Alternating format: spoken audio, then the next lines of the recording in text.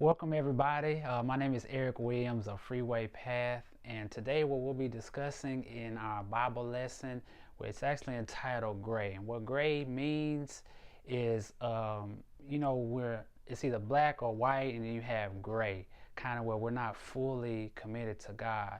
And what we're going to discuss is how we can fully commit ourselves to God and let Him know and just trust us with our lives and know that it's a life fulfilling with Him fully in our lives if we just learn to trust Him. The title of our lesson today is actually Gray in the Plains, which is the story of Balaam. So let me give you a prelude to the lesson. Before we get into his story, where we're at is the Israelites. Of course, Lord's already led them out of Egypt, and now we're on their way. And on their way, after they've already made their way out of Egypt, they've already defeated two kings, King Sihon and King Og. And now, they got a reputation now because, the Israelites were not the biggest or the strongest, so that's why it's been a surprise to everybody. So now this is where we're at in the story. Now we have the story of Balaam. The Israelites have camped on the plains of Moab right across from Jericho, which is going into the promised land. Before they got there, the king of the Moabites, he had already heard about them. And you know how numerous they were. So of course he don't want to be defeated as well, so he's nervous. So of course now he's about to go summon our main guy, which is Balaam. He's kind of like a spiritual hitman. So here comes King Balak of the Moabites. He says, hey, go send my princes to go get Balaam, because we got to get these guys out of here. I don't want any more of this where I'm at. So Balaam, let me give you a little background on him. Balaam, he's a sorcerer and a prophet. He does his sorcery, but he does speak to the Lord. He does believe in the Lord. So as we go into him in his life, Balak has already sent his princes to go summon Balaam. They get there, and Balaam, he's not like he doesn't have a relationship with the Lord. He gets summoned. They come to him and said, King Balaam has summoned you. We need you to come put a curse on the Israelites because we don't know what else to do. But Balaam, instead of just using what he maybe naturally would go for, which is his instincts, which is money and prestige, he actually asked the Lord first. And he decided, the Lord told him, Balaam, don't go because I have blessed these people. You got to realize the Israelites were God's people. It's not like he just loved them more. It's just those were his people. So he refused them the first time. So they went back. Balaam wasn't having that. So Balak said that, okay, I'm going to send more money towards him and more princes, and I know he's going to come. So he sent two more and more people. And the second time, he still went to God and said, hey, these guys are coming to me, Lord. What do I need to do? And Lord, he wasn't happy about it because he told him no the first time, but he went. This was in Numbers chapter 22 we're discussing. Now Balaam is on his way. And so that morning, he saddles up the princes. He's on his way, gets on his donkey, and they're going. But on his way, this is the funny part. On his way, there's an angel of the Lord standing right in the road. But the donkey sees him, not Balaam. So the donkey veers off the path. But Balaam was like, what's going on here? So he beats the donkey to get him back on right. So happens again. Now the angel, now they're on another path, and now he's between two vineyards. So the pathways got narrower.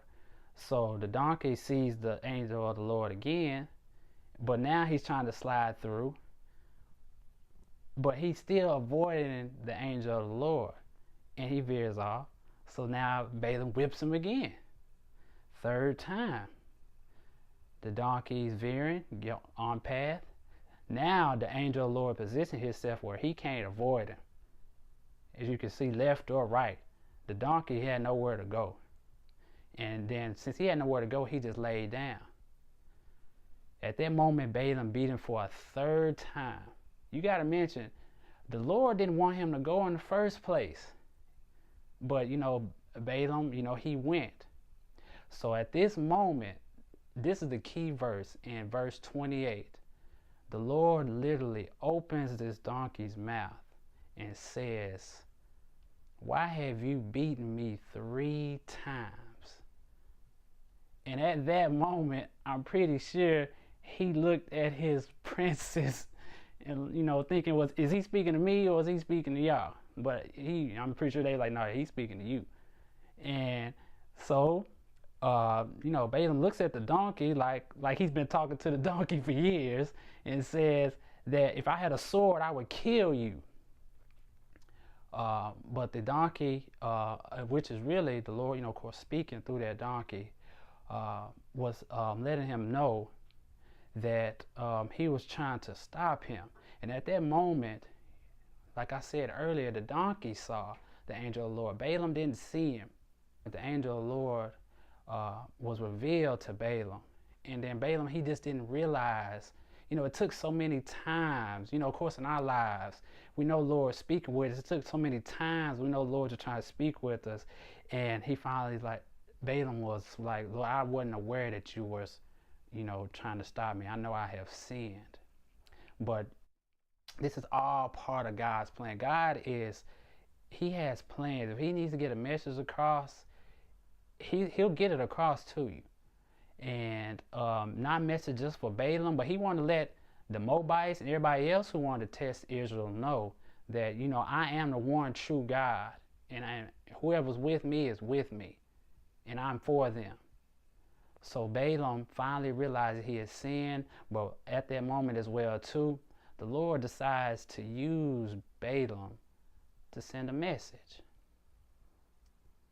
So here we are. Balaam finally makes his way to Balak. And as we mentioned, the Israelites were God's people. So now, instead of Balak, he sent for Balaam to curse the Israelites. As much as he's been doing it in the past, he cursed people. He was known, you gotta realize Balaam was known throughout the land for doing these curses. So when he got there, Balak thought he was gonna do the job. But when he got there, Balak took him up on each mountain peak to see the Israelites, where they was camped at. And from that moment on, instead of cursing the Israelites, Balaam ended up blessing them. They were God's people. That's what Balaam wanted him to realize, that they were my people. So instead of cursing them, he blessed them with 4 oracles. There were other oracles following them, but oracles, is of course like a divine interpretation. So instead of the curses, Balaam ended up just blessing the people of Israel, just blessing them. So of course Balak was like, man, you didn't do what I hired you to do. Why are you cursing these people? And then eventually Balaam, he said those messages with those oracles, what the Lord was telling him to say. He said those oracles to them, then he just left. A moral of this story is Balaam realized that he was a powerful God. But in his life, he didn't put him first. Like he's the one true. There was other gods. There was other things you could worship. What we can learn from Balaam's life is, our intentions, our motives, they're a little bit more, just as important as our actions. So what we can take from Balaam is saying that we examine our life and know that Lord, he accepts us and he loves us and he's willing to forgive us as long as we take time to put him first in our life and trust him with our lives, and not being right there deciding in the middle, just like in a gray area, being lukewarm for him. So take the story of Balaam and ask yourself, God, where have I been semi putting you first, or semi, I've been telling people know I believe in you, but have I really been putting you first instead of following others as well and being subject to my love of money, my love of fame, my love of notoriety? So ask yourself that, and God will, He'll just let you know. You seek Him, He will come. You just gotta ask Him, be sincere, and He will lead you, because you are His. You are His. He loves you. So God bless you, and I pray that in the next lesson we'll go a little bit deeper into some other stories included in this gray area. You're gonna love it.